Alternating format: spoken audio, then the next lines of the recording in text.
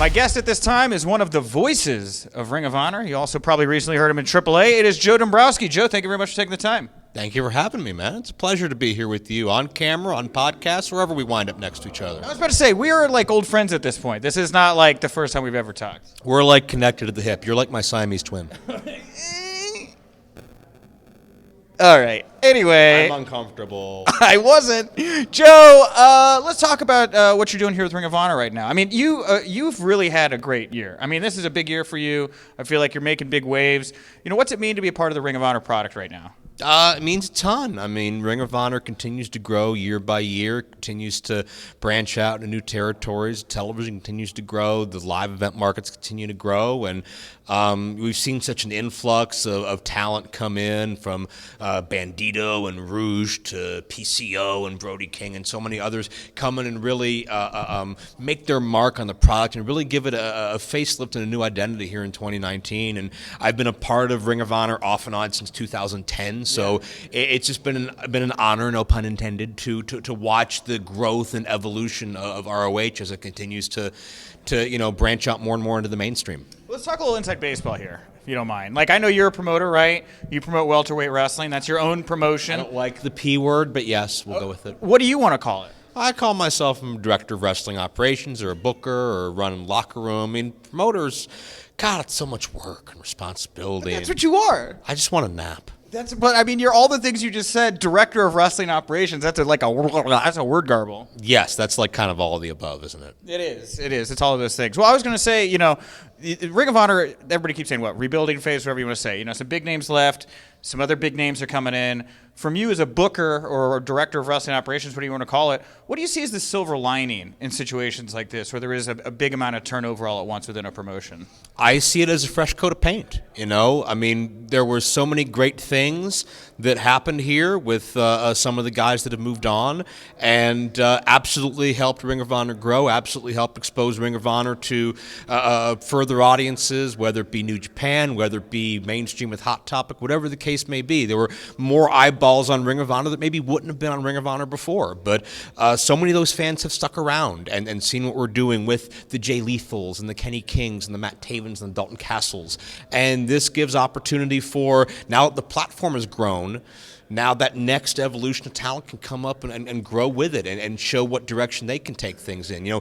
Too much of a good thing, it can never prosper for forever. You have to have that, as I said, that fresh coat of paint, that new wave come in and continue to diversify and have something for everybody. And I think with the influx of talent from Mexico and certainly here in the States and Canada, all over the world, Ring of Honor Europe, I mean, Mark Haskins is here now. That's huge. Ring of Honor, its motto is the best wrestling on the planet, and it continues to live up to that motto regardless of the names you see on the card. Yeah, what do you think of Alex Shelley making his return here to Ring of Honor? It caught me off guard, especially the fact he's coming back as a single star. I've been a huge fan of Alex Shelley for a long time. Alex Shelley was on the very first show I did play-by-play on when I was, how old was I? 17 years old. What? In 2003, very young Alex Shelley versus very young Jimmy Jacobs, and Alex Shelley was a mentor of sorts to a good friend of mine by the name of Johnny Gargano, who's done okay for himself. I've heard of him. Yeah, one or two good matches here or there. But I've always admired and appreciated the fluid, seamless motion of Alex Shelley. He is a wrestler's wrestler. He is a mat master. He's a tactician. He makes this easy, or looks easy, I should say, but it's not easy. I was sad to see him take that sabbatical. He and Saban as the Machine Guns, such an incredible tag team. Could hang with anybody and really helped innovate a lot that you see as the tag team style today. Yeah. And Shelley's still young. He is in no way past his prime. He's just getting into his prime. That's crazy, man. It's wild. But Alex Shelley, if he can stay healthy, if he can stay focused, he may be the guy that can beat Matt Taven. He may be the guy that can lead this product into the next year, into the next era, because Shelley's been the constant for so many years, from the embassy to the machine guns to now. And I think Alex Shelley's best work is still ahead of him. Yeah. Well, you brought up somebody earlier I wanted to ask you about. That's PCO, right? And I know that you're a student of the game. You're like a historian of wrestling in a lot of ways. Do you think that's a fair title? I will take it as long as it doesn't make me sound old. No, well, I was just saying you're a historian. You're so knowledgeable. Reflect a little bit on PCO, right? I mean, this guy, was on top of the mountain. He main evented Madison Square Garden with Bret Hart, in the 90s, right? Here he is. He's in a prime position here in Ring of Honor in 2019. What do you think of the resurgence of PCO? It's an incredible reinvention, and really through his entire career, PCO has proven that age is just a number. Because, his original WWF run, he was in his early 20s, into his mid-20s. And a lot of people don't appreciate that because he was wrestling the likes of Bret Hart, and he was, in the tag team title match at WrestleMania. But at that time, he was such a natural. And to watch him, again, reinvent himself through the years and the risks he takes, and I don't know how he's walking. I don't know how he's standing. I don't either. I think it's because he's dead, right? He's not human. He's like an android. He's like a machine. He's like a Frankenstein. He's like all of the above. I don't know. Like, he defies medical science.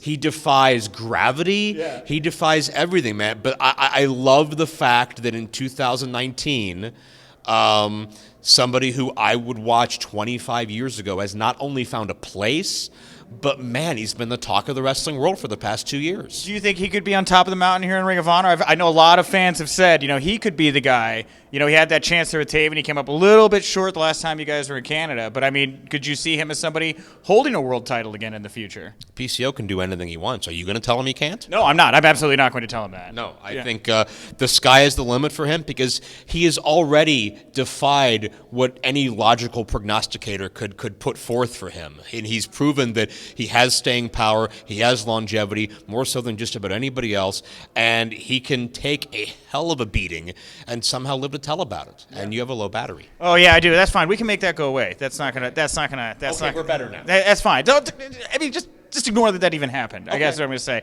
I guess one more thing I'll ask you about here. I've been talking with the wrestlers here. It's great the relationships that Ring of Honor has with CMLL down in Mexico, also New Japan, obviously, over in Japan. A lot of talent. Gresham's going over there for their next tournament.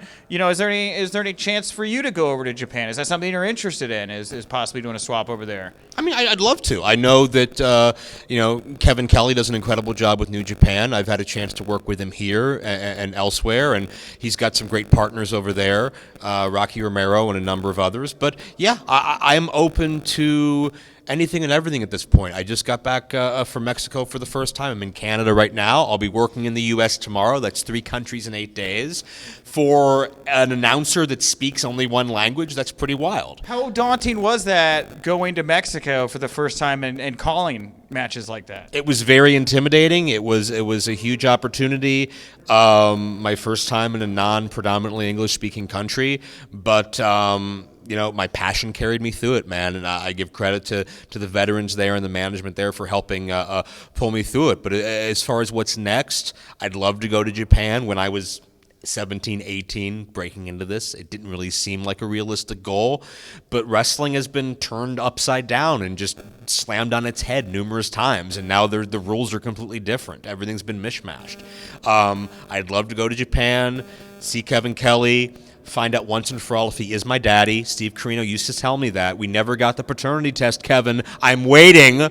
But the beautiful thing about Ring of Honor and their relationships is the talent swapping, and not only do we get to see that talent come here, but our talent gets to go all over the world. Jonathan Gresham, for my money, is pound for pound the best mat wrestler in the world. He's my favorite wrestler to commentate for and to call matches for, because every little intricate movement he makes means so much. Yeah. And it's cliche for wrestling announcers, but there's no wasted motion, and it's like a chess game. It's like a puzzle. And it's a challenge for me, because if Gresham is 2 or 3 steps ahead of his opponent, I got to try to be 2 or 3 steps ahead of Gresham. So I can follow the story and follow the strategy. And I love that. It's like putting together the jigsaw puzzle. So I will follow the Greshams of the world, the Alex Shelleys of the world. As long as the wrestling is this caliber, it makes my job easy, and I'll be glad to present it to any audience that wants it. All right, I want to wrap up by you're not just a commentator, you're not just a director of wrestling operations, you've also produced some documentaries. Of course, everybody loves Virgil and... No one loves Virgil. That's the point of the documentary. Oh, okay. Well, everybody loved the Virgil and the legend of his traveling merchandise. Did I get that right? Out of order, but yeah, The Legend of Virgil and His Traveling Merchandise Table, available now at joe-dombrowski.com. Okay, well, you were also responsible for the Montreal Theory, right? Yes. Which is a look at if the Montreal Screwjob was on the level or not. Now, we're here in Canada, right? They just did that Dark Side of the Ring documentary, re-looking at this, relitigating this for like the 12th time. I want to ask you here, in Canada, now that you've seen every side of it, what side are you on here when it comes to the Montreal Theory? I flip-flop. I mean, I think if Brett knew in advance, it was probably an 11th hour decision to get out of the finish because everybody got what they wanted. Brett didn't really lose. Sean got his belt, and Vince became a billionaire. I don't think it was a 6 for 12-month plan, although we do discuss that as potential theories and why they do and don't work.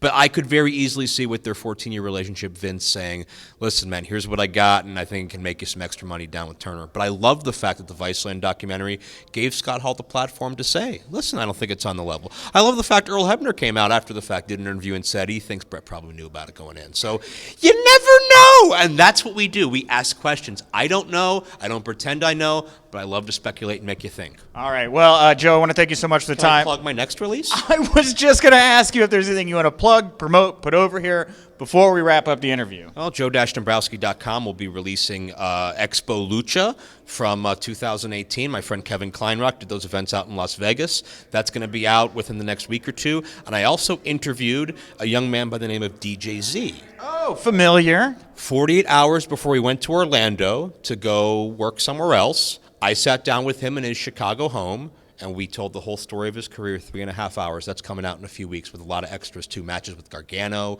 with Adam Cole, the time he almost got friggin' murdered down in Mexico or whatever? Well, we talk about that, but there was the other time he almost got murdered in his match with Homicide. But it wasn't Homicide's fault. I don't want anybody to misinterpret that. Okay. And a lot of other cool stuff on there. It's going to be 5 or 6 hours in total, and we tell the whole story.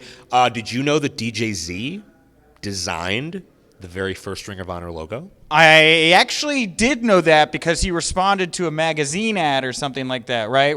He won a contest when he was like 16 or 17, and he designed the very first logo. So I brought that back full circle to where we are right now. That's why I'm a pro, and that's why he tolerates me.